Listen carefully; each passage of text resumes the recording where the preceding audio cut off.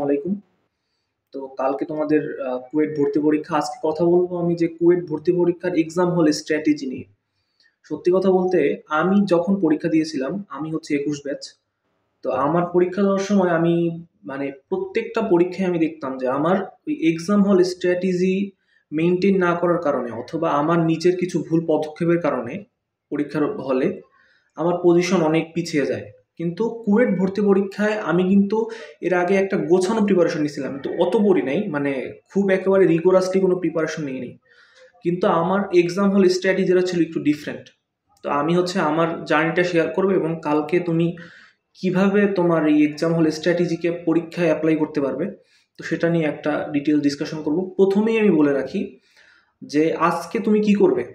আজকে তো তুমি ফর্মুলাগুলো দেখবে, কি কি তোমার ফর্মুলা আছে, কি কি শর্টকাট দেখছো, ঠিক আছে, এগুলো দেখবে। এর পাশাপাশি আজকে চেষ্টা করো কি আরও কিছু ক্যালকুলেটর ট্রিক্স শেখার জন্য। তোমার যেমন ৪-৫টা ভেরিয়েবল দিয়েও কিন্তু অনেকগুলো ম্যাথ সলভ করা যায়, মানে ৪-৫টা ভেরিয়েবল ইনপুট দেওয়া যায়। তো এগুলো শেখার ট্রাই করো, ইউটিউব থেকে দেখার ট্রাই করো। ক্যালকুলেটর ট্রিক্স মানে ক্যালকুলেটর দিয়ে ম্যাথ সলভ করার আরও বেশি ট্রাই করো। কারণ কি আমি তোমাকে বলি, পরীক্ষার হলে প্রথমেই মানে মানুষ সিচুয়েশনের সাথে কোপ আপ করতে না পারার কারণে কিন্তু প্রথমে একটা নার্ভাসনেসে পড়ে যায়। তো তোমাকে সিচুয়েশনের সাথে কোপ আপ করতে হলে তোমাকে প্রথম 30 মিনিট ভালোভাবে হ্যান্ডেল করতে হবে। তুমি যদি প্রথম 30 মিনিটকে ম্যানেজ করতে পারো, দেন বাকি সময়টুকু তোমার জন্য অনেকটা ইজি হয়ে যাবে। এর জন্য তুমি যা করতে পারো যে মানে তুমি প্রথম 30 মিনিট ফোকাস রাখবে যে একেবারে হয় থিওরিটিক্যাল পুরোপুরি, যেমন কেমিস্ট্রি। আমি তোমাকে বলি না যে তুমি হচ্ছে স্পেসিফিক কেমিস্ট্রি দিয়ে শুরু করো, ফিজিক্স দিয়ে শুরু করো, ম্যাথ দিয়ে শুরু করো। আমি বলবো কোনোটা দিয়ে শুরু করা লাগবে না তোমার। সেটা আবার কেমন? সেটা হচ্ছে যে তুমি ফিজিক্স ফিজিক্সের ক্ষেত্রে অথবা যদি যেই কোশ্চেনটা আগে থাকবে, ধরো তোমার ফিজিক্স কোশ্চেনই তোমার আগে দেওয়া থাকলো, তুমি ওটা দিয়েই শুরু করো। শুরু করার পর তুমি যেসব কোশ্চেন একেবারে মানে ইজিলি দেখলেই পারা যায়, অথবা তুমি দেখতেছো যে তোমার বেশি একটা চিন্তা করা লাগবে না। এখন এমন ম্যাথও কিন্তু আছে যেই ম্যাথ তুমি পারো কিন্তু সেটা করতে একটু টাইম কনজিউমিং, ওটাও করা লাগবে না। তোমার যেই ম্যাথগুলো করতে হয়তো 1 মিনিট 1.5 মিনিট সময় লাগবে, এরকম ম্যাথ যদি 10টা থাকে তাহলে ওই 10টাই তুমি আগে করো। এরপর তুমি হচ্ছে ডিফারেন্সিয়েশন ইন্টিগ্রেশনের যে ম্যাথ, ওইগুলো ক্যালকুলেটর ট্রিক্স দিয়ে অপশন চেক করে দেখো করতে পারো কিনা। এগুলো আগে মানে পরীক্ষার হলে দেখেই যে শুধুমাত্র ম্যাথ করবে তা না, দেখবা যে কোনটা থেকে আমার সময় বাঁচানো যায় ওইটা আগে ফলো করতে হবে, এবং কোনটা আমার তাড়াতাড়ি সলভ করা যাবে, কোনটা আমি 100% শিওর। ঠিক আছে? তো হচ্ছে মানে তোমার ওই ধরনের কোশ্চেনগুলো আগে সলভ করবে। এবং যেমন দেখা যায় কি, কিছু কিছু জিনিস এখন একটু শিখে নাও। অনেকে বলে যে পরীক্ষার আগের দিন নতুন কিছু শেখা উচিত না, কিন্তু আমি বলি যে না, তুমি তোমার স্ট্রং পয়েন্ট যেটা তুমি অলরেডি বিল্ড আপ করছো, ওইখানে তোমার আর কোনো কাজ করার কিছু নাই। তোমার যে উইক পয়েন্টগুলো আছে সেই উইক পয়েন্টগুলোকে কিছুটা হলেও শক্তিশালী করার ট্রাই করো এখন। ঠিক আছে? এক্সামের আগের দিন আমি আমি এমনকি আমি বলবো এক্সামের আগে 3 ঘন্টা অনেক গুরুত্বপূর্ণ, মানে প্রতিটা মুহূর্ত ইউটিলাইজ করার ট্রাই করো। এখন তোমার যেমন ফিজিক্সের ক্ষেত্রে তুমি যা দেখেছো এর আগে, এখন জিনিসগুলো আবার দেখো। এবং তোমরা যদি কেউ কোশ্চেন ব্যাংকে তোমার হচ্ছে গোল দাগ দিয়ে থাকো যে হচ্ছে এই ম্যাথগুলো একটু কঠিন লাগে, এগুলো পরীক্ষার আগের দিন দেখে যাবো, তাহলে ওই ম্যাথ দেখার পাশাপাশি ওই ম্যাথের ইকুইভ্যালেন্ট রিলেটেড কনসেপ্ট তুমি শাহজাহান তপন স্যার অথবা আমির হোসেন স্যারের বই থেকে দেখে যাও। তো এটা হচ্ছে আমার পরামর্শ। এবং কেমিস্ট্রির ক্ষেত্রে বলবো যে কোশ্চেন ব্যাংকের উপর আরও আরেকবার মানে গুরুত্ব দাও। এবং অবশ্যই কেমিস্ট্রি পরীক্ষার 2-3 ঘন্টা মানে সিকিউরিট মানে কুয়েট ভর্তি পরীক্ষার 2-3 ঘন্টা আগে অবশ্যই একবার মানে শুধুমাত্র চোখ বুলিয়ে কেমিস্ট্রি কোশ্চেন ব্যাংকটা দেখার ট্রাই করবা। কারণ আমার ব্যক্তিগত অভিজ্ঞতা যা বলে যে কেমিস্ট্রি কোশ্চেন প্যাটার্ন ফলো করা হয়। সিকিউরিটে বিগত বছরে 4 বছরে যে কোশ্চেন প্যাটার্ন হয়েছে, আশা করি কুয়েটে এই ভর্তি পরীক্ষাও সেম কোশ্চেন প্যাটার্ন ফলো হবে। এবং ইঞ্জিনিয়ারিং কোশ্চেন ব্যাংক তো অবশ্যই ফলো হবে, শুধু কেমিস্ট্রির জন্য এটা 100% বলা যায়।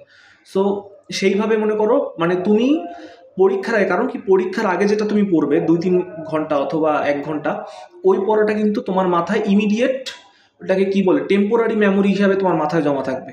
সো ওই পড়াটাকে তোমার কি করতে হবে মানে মানে ওই সময় কেমিস্ট্রিটা পড়ার ট্রাই করবে। এবং কি করবে যে তুমি হচ্ছে একটা খাতা বানাও, খাতা বানিয়ে তোমার উইক জোনগুলোকে সিলেক্ট করো।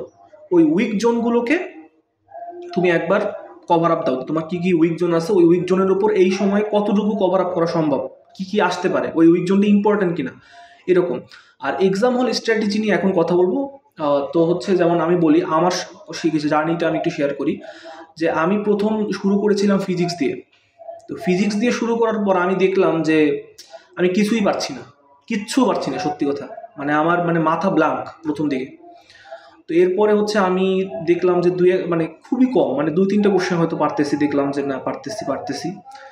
এরপর আমি তো ভয় পেয়ে গেলাম। এরপর হচ্ছে আমি গেলাম, কেমিস্ট্রিতে গেলাম। কেমিস্ট্রিতে গিয়ে আমি দেখলাম যে হচ্ছে আমার মানে কোশ্চেন ব্যাংক থেকে হুবহু অনেক কোশ্চেন কমন এসে পড়েছে। তো আমি কেমিস্ট্রি যেহেতু থিওরি পার্টটা বেশি ছিল, আমি হচ্ছে ওইখান থেকে দাগিয়ে আসছি অনেকগুলো। দাগানোর পর আমি গেলাম ম্যাথে দেখলাম ম্যাথও পারতেছি না। তখন আমার মাথায় ক্যাচ করলো জিনিসটা যে কিছু কিছু ম্যাথ তো ক্যালকুলেটর দিয়ে করা যায়। আসলে কি পরীক্ষার হলে দেখবা যে অনেক পারা ম্যাথ তোমার মাথায় ক্যাচ করতেছে না। তো এর জন্য হচ্ছে ব্যাকআপ কন্ডিশন রাখা জরুরি। ব্যাকআপটা কি? ব্যাকআপটা হচ্ছে তোমার ক্যালকুলেটর ট্রিক্স, ব্যাকআপটা হচ্ছে তোমার শর্টকাট, যেটা তোমার হচ্ছে প্রথম দিকে ইনিশিয়াল কন্ডিশনে তোমার জড়তাটা কাটাতে সাহায্য করবে। ঠিক আছে? এরপর ওইখানে ম্যাথগুলো তো আমি দাগালাম, মানে যেগুলো পারি ওগুলো দাগালাম। এরপর আমি আরেকবার মানে শুরু করলাম প্রথম থেকে শুরু করার পর এবার দেখলাম যে না, কিছু কিছু ম্যাথ তো আমার মনে পড়ছে। তো ওই ম্যাথগুলো হচ্ছে আমি আবার দাগানো শুরু করলাম, মানে ওই ম্যাথগুলো আবার করা শুরু করলাম, বইয়ের ম্যাথগুলো মনে পড়তে লাগলো। সবসময় মনে রাখবা, তুমি মানে কুয়েট ভর্তি পরীক্ষায় যতবার ইনিশিয়েট করতে পারবা তোমার পরীক্ষাটারে, অতবার দেখবা তোমার প্রত্যেক ইনিশিয়েশনে তোমার নতুন নতুন আইডিয়া আসবে, নতুন নতুন তুমি মানে কোনো মানে ম্যাথ পারো না কিন্তু ওই ম্যাথ তুমি সলভ করতে পারবে। এর জন্য তোমার কি করতে হবে, এমন দরকার নেই একটা ম্যাথ নিয়ে বসে থাকলাম, এমন নাই। তোমার ম্যাক্সিমাম ম্যাথ পারা লাগবে। এর জন্য কি করতে হবে, তুমি পুরোটা একবার সলভ করলা, পুরোটা সলভ করলে হচ্ছে যেগুলো একেবারে চোখে দেখাই পারা যায় অথবা করতে 1-2 মিনিট লাগে। এর পরেরটাই তুমি একটু চিন্তা করে দেখলা যেগুলো সলভ করা যায় করলা। এরপর আবার যতবার, আমি বলবো বারবার ইনিশিয়েট করো, যতবার তোমার কোশ্চেনটা আবার প্রথম থেকে ইনিশিয়েট করা সম্ভব ততবার ইনিশিয়েট করো। আর ইংলিশের ক্ষেত্রে আমার পরামর্শ থাকবে যে ইংলিশ সাধারণত দেখা যাচ্ছে যে আমাদের যারা ইঞ্জিনিয়ারিং অ্যাসপিরেন্ট তাদের ওরকম একটা রিগোরাস কোনো প্রিপারেশন থাকে না ইংলিশের ক্ষেত্রে। তো এই ক্ষেত্রে আমি বলবো যে ইংলিশ তোমরা ওই যেগুলো মানে দেখবে, অ্যান্সার দেখবে, ম্যাক্সিমামই দাগানোর চেষ্টা করবে। ঠিক আছে? যেগুলো তোমার মনে করো দেখেই মনে হচ্ছে যে কিছু কিছু মনে হয় না, দেখেই মনে হয় যে অ্যান্সার এটা, তো ওগুলো দাগানোর চেষ্টা করবে। এবং অবশ্যই নেগেটিভ মার্কিং অ্যাভয়েড করবে ফিজিক্স কেমিস্ট্রি ম্যাথে। দরকার নাই তোমার নেগেটিভ মার্কিং কোশ্চেন করা। এবং কোনো কোশ্চেন যদি মনে হয় যে সঠিক অ্যান্সার নাই, ঠিক আছে, মানে কোনো কোশ্চেনের মানে অ্যান্সার নাই কিন্তু কাছাকাছি কোনো একটা অ্যান্সার আছে, ওটা দাগাই দিয়ে এসো। ঠিক আছে? দরকার নাই যে তুমি একেবারে ব্ল্যাঙ্ক রেখে আসছো, ওরকম কোনো দরকার নেই। যদি দাও একটা কোশ্চেনের কাছাকাছি অ্যান্সার যদি এটা থাকে ম্যাথের ক্ষেত্রেও, ওই অ্যান্সারটা দাগিয়ে দিয়ে আসবা। ঠিক আছে? তো শুভকামনা রইল। আর পরীক্ষার হলে সবসময় নিজের নার্ভকে কন্ট্রোল রাখবা এবং মানে ঠান্ডা মাথায় পরীক্ষা দেওয়ার ট্রাই করবা। কুয়েট এমন কোনো প্রতিষ্ঠান না যে চান্স না পেলে তোমার জীবন শেষ, এরকম কোনো প্রতিষ্ঠান না। তুমি পরীক্ষা দেবা, যদি আল্লাহ কপালে রাখে তাহলে হবে, না রাখলে হবে না। তো সবার জন্য দোয়া রইল।